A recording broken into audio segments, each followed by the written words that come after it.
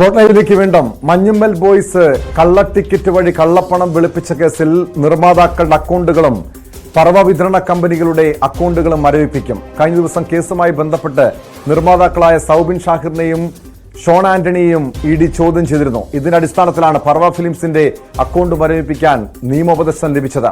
സിനിമയുടെ നിർമ്മാണത്തിനായി പണം വാങ്ങി വഞ്ചിച്ചെന്ന് അരൂർ സ്വദേശി സിറാജ് വലിയത്തറ പരാതി നൽകിയിരുന്നു. നവമി ദിനേശ് ചേരുന്നു വിവരങ്ങളുമായി. നവമി, ഈ കള്ളപ്പണം വെളുപ്പിച്ചു എന്ന് തന്നെയാണ് ഇഡിയുടെ കണ്ടെത്തൽ. പ്രത്യേകിച്ച് ഈ മഞ്ഞുമ്മൽ ബോയ്സ് സിനിമ കോടികളുടെ ലാഭമുണ്ടാക്കി വലിയ ഹിറ്റ് സിനിമ എന്ന രീതിയിൽ പ്രതീതി സൃഷ്ടിച്ച് റെക്കോർഡ് കളക്ഷൻ സ്വന്തമാക്കി എന്നൊക്കെ പറഞ്ഞ് വലിയ തട്ടിപ്പ് നടത്തി എന്ന് തന്നെയാണോ ഇഡിയുടെ കണ്ടെത്തലുള്ളത്? നിലവില് ഈ അക്കൗണ്ടുകൾ മരവിപ്പിക്കുന്നതിനപ്പുറം എന്ത് നടപടിയായിരിക്കും ഇനി ഇഡി സ്വീകരിക്കാൻ പോവുക?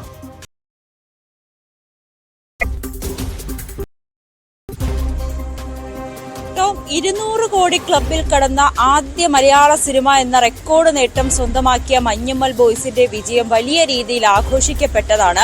മലയാളത്തിൽ മാത്രമല്ല, തമിഴിലായിക്കോട്ടെ, കന്നഡയിലായിക്കോട്ടെ, തെലുങ്കിലൊക്കെ മൊഴി മാറ്റാതെ തന്നെ ഈ ചിത്രം പ്രദർശിപ്പിച്ച് വലിയ വിജയം നേടിയിരുന്നു. ഇതൊരു വലിയൊരു ആഘോഷമായി തന്നെ മലയാളത്തിന് അഭിമാനമായൊക്കെ നമ്മൾ ഉയർത്തിക്കാട്ടിയ സിനിമ കൂടിയാണ്. പക്ഷേ ഇപ്പോൾ പുറത്തു വരുന്ന വാർത്തകൾ വളരെ ഈ മലയാള സിനിമ അല്ലെങ്കിൽ മലയാള സിനിമയെ സ്നേഹിക്കുന്ന പ്രേക്ഷകരെ സംബന്ധിച്ച് വലിയൊരു ചതിയുടെ വാർത്തയാണ് ഇപ്പോൾ പുറത്തു വന്നുകൊണ്ടിരിക്കുന്നത്.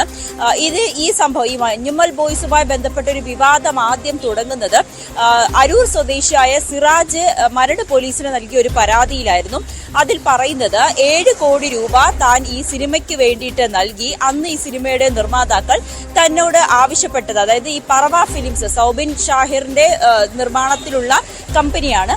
അദ്ദേഹവും മറ്റ് ഉള്ള നിർമ്മാതാക്കളും തന്നെ സമീപിച്ചിട്ട് ഈ സിനിമയ്ക്ക് വേണ്ടിയിട്ട് 7 രൂപ മുടക്കിയാൽ സിനിമയുടെ ഈ മുടക്കിയ പണവും ഒപ്പം സിനിമയ്ക്ക് ലഭിക്കുന്ന ലാഭവും അയാൾക്ക് തിരികെ കിട്ടുമെന്നുള്ള ഒരു ധാരണയിലായിരുന്നു ഈ സിനിമയ്ക്ക് വേണ്ടി പണം മുടക്കിയത്.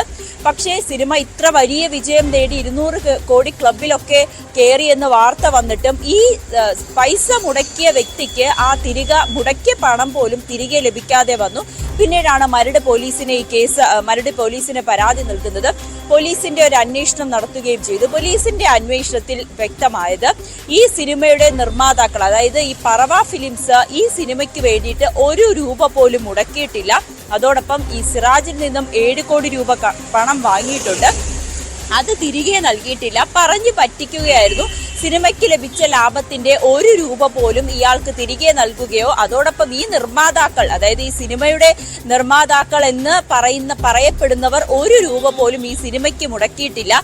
ഈ സിറാജിനെ പറ്റിക്കുക അല്ലെങ്കിൽ വഞ്ചിക്കുക എന്നൊരു ഉദ്ദേശത്തോടുകൂടി തന്നെയാണ് ഇവർ ഈ പ്രവൃത്തി ചെയ്തതെന്നുള്ളൊരു റിപ്പോർട്ട് മരട് പോലീസ് കണ്ടെത്തുകയും ചെയ്തു. ഇത് പിന്നീട് ഹൈക്കോടതിയെ സമീപിക്കുകയും ഒക്കെ ചെയ്തിരുന്നു. ഹൈക്കോടതിയിൽ ഇത് സമർപ്പിക്കുകയും ഒക്കെ ചെയ്തിരുന്നു. പിന്നീടാണ് ഇതിൽ ഒരു കള്ളപ്പണ പരാതി കൂടി സിറാജ് ഇഡിയിലേക്ക് എത്തുന്നത്. ഇഡി ഈ കേസുമായി മുന്നോട്ട് പോയി. ആദ്യം സൗബിൻ ഷാഹിറിനെയും പിന്നെ മറ്റൊരു നിർമ്മാതാവായ ഷോൺ ആന്റണിയെയും ഇഡി ചോദ്യം ചെയ്തിരുന്നു. ഇവരുടെ ചോദ്യം ചെയ്യലിൽ നിന്നൊക്കെയാണ് അന്വേഷണ സംഘത്തിന് പിന്നെ മനസ്സിലായത് ഇതിൽ ഒരു കള്ളപ്പണ ഇടപാടുകൾ നടന്നിട്ടുണ്ടെന്ന്. അതായത് ഈ സിനിമയുടെ ലാഭമെന്ന് പറഞ്ഞ് പുറത്തുവിടുന്ന കണക്കുകളല്ല ശരിക്കുമുള്ളത്. അതിന്റെ പേരിൽ ഇവർ കള്ളപ്പണം വെളുപ്പിക്കുക എന്നൊരു ഉദ്ദേശം കൂടിയാണ് നടത്തിയത്. അതായത് വിദേശത്ത് ബിസിനസ് അടക്കം നടത്തുന്നതിന് വേണ്ടിയിട്ടാണ് ഇവർ പ്രധാനമായും ഇവരുടെ അക്കൗണ്ടിലുള്ള അല്ലെങ്കിൽ ഇവർക്ക് കിട്ടുന്ന തുക അത് ഈ സിനിമയുടെ ലാഭമായി കണക്കാക്കി അത് ബിസിനസ്സുകളിലും മറ്റുമായി കള്ളപ്പണമായി നിക്ഷേപിക്കുന്നതിന് വേണ്ടിയിട്ടാണ് ഇവരിങ്ങനെ ഒരു തന്ത്രം നടത്തുന്നത്. മറ്റൊരു കാര്യം, ഈ മലയാള സിനിമയിൽ ഈ അടുത്ത കാലത്ത് ഇറങ്ങിയ, അതായത് ഈ കോടി ക്ലബിൽ കയറിയ അല്ലെങ്കിൽ വലിയ ലാഭമുണ്ടാക്കിയ സിനിമയുടെ നിർമ്മാതാക്കളെല്ലാം തന്നെയും ഇത്തരത്തിൽ കള്ളപ്പണം വെളുപ്പിക്കുന്നതിന് വേണ്ടിയിട്ടാണ് ഈ വലിയ രീതിയിലുള്ള ഒരു ലാഭമുണ്ടാക്കിയെന്ന് കാണിക്കുകയും പകരം ഇവരുടെ കയ്യിലുള്ള കള്ളപ്പണം അത് വെളുപ്പിക്കുന്നതിന് വേണ്ടിയിട്ടുള്ള ഒരു തന്ത്രമായി ഇവർ ഈ സിനിമാ മേഖലയെ മറയാക്കി എന്നതുള്ള ഒരു ഞെട്ടിപ്പിക്കുന്ന വിവരമാണ് ഇഡിയുടെ അന്വേഷണത്തിൽ മനസ്സിലാക്കിയത്. ഇതിനെ തുടർന്നാണ് സൗബിൻ ഷാഹിറിനെയും ഒപ്പം സിനിമയുടെ മാത്രമല്ലോ നവമി സംശയ നിഴലിലുള്ളത്. മറ്റ് സമീപകാലത്ത് നവമി സൂചിപ്പിച്ചതുപോലെ റെക്കോർഡ് കളക്ഷൻ സ്വന്തമാക്കിയെന്ന് അവകാശപ്പെടുന്ന ഓരോ സിനിമകളും അതിന്റെ ഈ ലാഭവും മറ്റ് കണക്കുകളും ഒക്കെ കൃത്യമായി പരിശോധിക്കേണ്ടതല്ലേ? അത്തരമൊരു നടപടിയിലേക്ക് ഇ ഡി കടക്കുന്നുണ്ടോ? ഉടൻ തന്നെ മറ്റ് സിനിമകളും അതിൻ്റെ കാര്യങ്ങളിലേക്കും ലാഭവിഹിതവുമായി ബന്ധപ്പെട്ട അല്ലെങ്കിൽ കളക്ഷനുമായി ബന്ധപ്പെട്ട അന്വേഷണത്തിലേക്കും ഇ ഡി കടക്കുന്നുണ്ടോ ഉടൻ തന്നെ?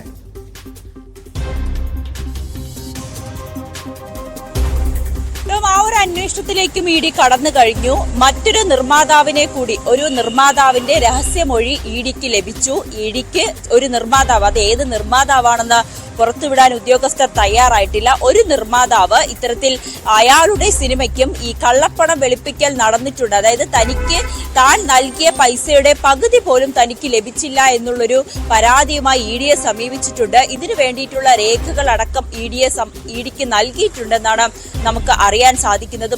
പക്ഷെ അത് ഏത് സിനിമയെക്കുറിച്ചാണെന്നോ ഏത് നിർമ്മാതാവാണെന്നോ ഇ ഡി ഉദ്യോഗസ്ഥർ ആ വിവരം പുറത്തുവിട്ടിട്ടില്ല. അതീവ രഹസ്യമായി തന്നെ ഒരു നിർമ്മാതാവ് ഇ ഡി ഉദ്യോഗസ്ഥരെ സമീപിച്ചിട്ടുണ്ട്.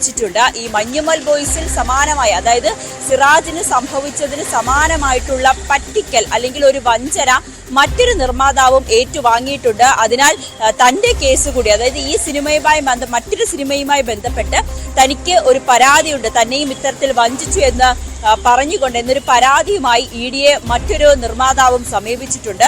അതുകൊണ്ട് തന്നെ ഒരു സിനിമാ മേഖലയിൽ ഈ അടുത്ത കാലത്ത് നമുക്കറിയാം ഒട്ടനവധി സിനിമകളാണ് 100 കോടി ക്ലബ്ബുകളിലും അല്ലെങ്കിൽ വലിയ റെക്കോർഡൊക്കെ സ്വന്തമാക്കിയത്. ഈ സിനിമകളും ഒക്കെ ഇ ഡിയുടെ അന്വേഷണ പരിധിയിലുണ്ട്.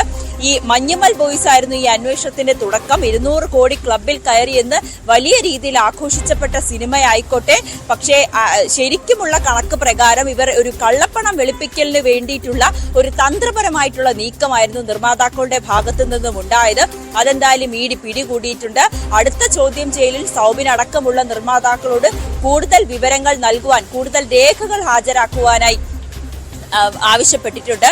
അതോടൊപ്പം ഈ മലയാള സിനിമ അല്ലെങ്കിൽ ഈ തിയേറ്ററുകളും സിനിമകളും ഒക്കെ കേന്ദ്രീകരിച്ച് നിലവിലെ ഈ കള്ളപ്പണ ഇടപാടുമായി ബന്ധപ്പെട്ടാണ് ഇ ഡി നടപടി സ്വീകരിച്ചിരിക്കുന്നത്, അക്കൗണ്ടുകൾ മരവിപ്പിച്ചിരിക്കുന്നത്. ഈ സിറാജ് സ്പോട്ട് ലൈവ് പൂർണ്ണമാവുകയാണ്. ഇപ്പോൾ